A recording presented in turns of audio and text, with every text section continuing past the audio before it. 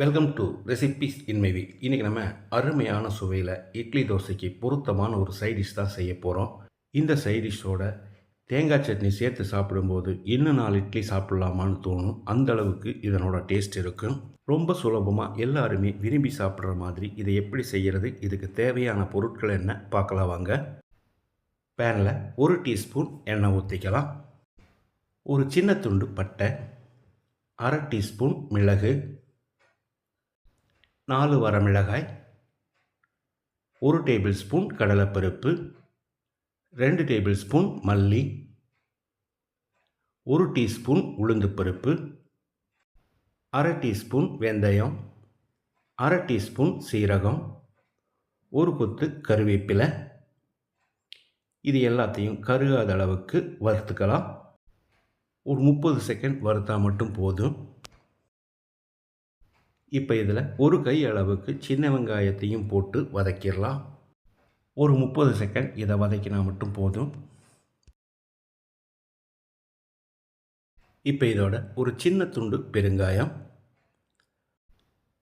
200 gram அளவுக்கு தக்காளியை நல்லா மசிகிற அளவுக்கு வதக்கிடலாம்.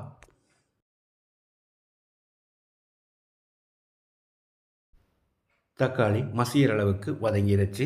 1/4 கப் அளவுக்கு துருவின தேங்காய், இந்த அளவுக்கு இருக்கும் பார்த்துக்கோங்க.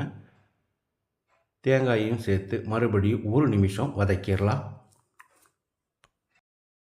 எல்லாமே நல்லா வதங்கிடுச்சு. இப்போ இதை எடுத்து ஒரு பிளேட்டில் கொட்டி ஆற வச்சிடலாம்.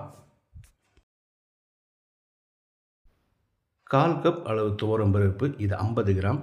இதில் 1/2 கப் தண்ணி சேர்த்து கொஞ்சமாக மஞ்சத்தூளையும் சேர்த்து வேக வச்சு எடுத்து வச்சுருக்கேன். இதை நல்லா மசிச்சிடலாம். பருப்பே தெரியாத அளவுக்கு மசிச்சுக்கோங்க.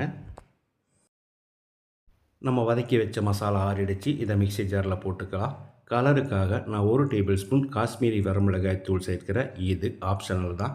முதல்ல தண்ணி சேர்க்காமல் அரைச்சிட்டு அதுக்கப்புறமா 1 கப் அளவு தண்ணி சேர்த்து நைஸாக அரைச்சி எடுத்துக்கலாம்.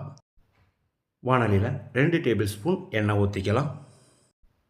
1/2 டீஸ்பூன் நெய் சேர்க்கிறேன். நீங்கள் 1 டீஸ்பூன் சேர்க்கிறதா இருந்தாலும் சேர்த்துக்கோங்க. 1 டீஸ்பூன் கடுகு,